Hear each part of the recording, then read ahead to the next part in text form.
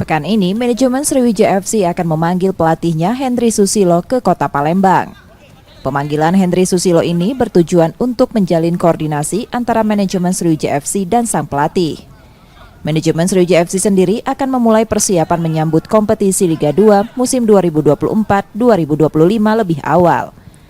Nantinya, manajemen Sriwijaya FC akan mendengarkan pemaparan dari Hendry Susilo terkait dengan rencana penyusunan komposisi tim hingga target sang pelatih di musim kompetisi yang baru nanti. Manajemen mengakui dengan target lolos Liga 1, Sriwijaya FC harus mempersiapkan diri dengan matang.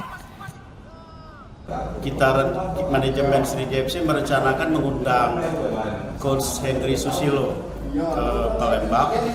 Kita undang beliau, jadi apa-apa hal yang akan menjadi program target rekrutmen daripada pemain Sriwijaya FC nanti.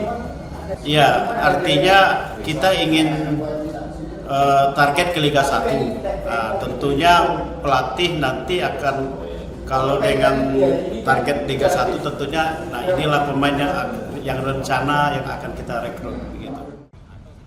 Sebelumnya, Sriwijaya FC kembali gagal lolos ke Liga 1 setelah di kompetisi Liga 2 musim 2023-2024 gagal lolos dari babak penyisihan grup dan terpaksa harus berjuang di babak play-off degradasi.